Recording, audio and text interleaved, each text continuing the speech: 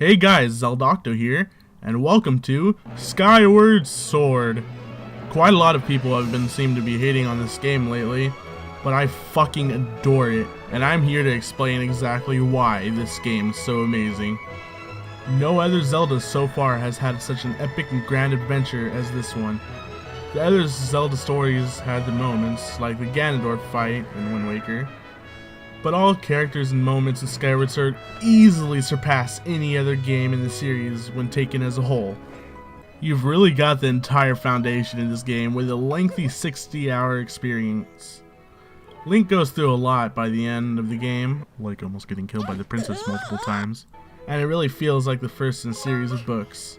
For example, finding out there is a world below the clouds, the beginning of Gerudo and Ganondorf, the creation of the Master Sword, Impa and Sheikah, Zelda, who was revealed to be the Hylia goddess reincarnation, which finally answered the long-aged question of why it was called Legend of Zelda in the first place. Okay, everyone seems to be complaining about the controls, but I thought they were fantastic. The Wii Motion Plus, of course, makes it even more accurate than before. Oh, you don't like moving your arm? What are you, a fucking obese motherfucker? I'm sorry about that. I really felt like I was Link, and the motion controls added an unseen level of immersion in my eyes. Doing a Skyward Strike was way more satisfying thrusting your Wiimote up in the air instead of just holding a button. And that's all I have to say about the controls. Now, on to the characters. Every single character in Skyward Sword was so well developed and designed by Nintendo. Not to mention this guy. Groose is fucking awesome. Not at first though. He was kind of a fucking dick. Another character that was really well done was Granny/Impa, and she truly lived up to the role of Zelda's protector. I can hear all of you guys asking, what about Fi? Yeah, she was kind of annoying and decided to tell you whenever you were low on batteries, which everyone just throws right out there when they're arguing that Skyward Sword sucks. But she was nowhere near annoying as Navi, and everyone considers Ocarina of Time the best Zelda game ever. I really thought Fi was hilarious with all her calculations and inability to understand human emotion. Now on to Girahim. Yeah, he was pretty creepy, but I think that creepiness of him built upon being the main enemy most of the game. It really made him seem... I don't even know how to explain it, really, without offending anybody anyways. And now on to the cream of the crop, Zelda. They really humanized her and gave her so many emotions and made her seem like an actual person, giving way more motivation to save her than previous Zelda games. I could really go on and on and on and on and on about all the characters in Skyward Sword, because they were all amazing and extremely in-depth. All of Skyloft's characters and setting really made it feel like an actual living world rather than programmed events and 3D renderings.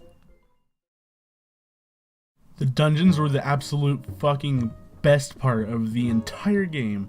My favorite is this one, the Lanayru mining facility. All the dungeons struck the perfect balance of challenge, but were never frustrating, as a lot of the past Zelda dungeons tended to be. I would never be stuck at any part of this game, which is usually a game breaker for me if I do get stuck, because when I do, I usually leave the game because I refuse to use walkthroughs unless I'm trying to 100% the game. I also really love that Nintendo didn't do what they usually do with the themed areas, where they just beat the lava, desert, and forest mechanics to death. Instead of just sand puzzles at the Lanayru mining facility, I've sailed a fucking ship in the ocean back in time through a desert. I fought pirates and killed a colossal kraken. In the fucking desert! That is crazy. In the Faron Woods, it was mostly water-based instead of forest-based, which honestly was pretty unexpected. My second favorite dungeon was probably the Sky Temple. It wasn't in the clouds or any walking the heavens or any bullshit like that. It was a multi-themed slide puzzle. You know, those puzzles with one missing block and you gotta make the picture by sliding the squares around. And I liked it so much because it was so fucking unique, dude. That is the craziest shit ever. The game overall had a ton of variety, despite including such a small ground area, which, made sense in the context of the story. And the developers of this game mastered the Metroid art of backtracking. It wasn't even really backtracking though, it was new areas within the same overall area. The sense of adventure that all the Zelda fans are begging for so much, it's in this game right here! It's in it! Just look around! There's always something happening in this game, and you can always visit your hometown Skyloft and chat up your friends, or do side quests for the townsfolk. There's even a Majora's Mask reference side quest involving bringing someone's love note to a hand to wipe its, hand butt? Yeah, hand butt. The exploration was fused this time around. Instead of traversing empty, open, vast spaces like in Wind Waker and Twilight Princess, or even any past 3D entry where you literally just rode on your horse to the next place, the world incorporated combat and puzzles on the way to the dungeons. Even though the main overworld was just flying around in an open, vast, empty space. A lot of people say that the Cloud area overworld is really barren, and in my opinion, if there were a lot more islands with way more content, the game would have just had way too much to do. I mean, it wouldn't hurt, but it probably would have been pretty overwhelming, considering that the storyline is so long and involving, and there's already a lot of side quests to top it off already.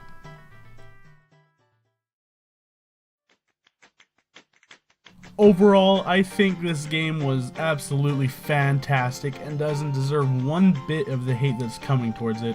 At first, everyone complained and hated on Wind Waker, but now, look how much everybody loves it. I think this game just needs some time before people cool down and realize how much they love it. Hopefully with this video, I can maybe change some minds out there, and maybe you guys can try this game and actually get as much enjoyment that I got out of it. And I give this game a 9 out of 10. But hey, that's just my opinion. Thanks for watching.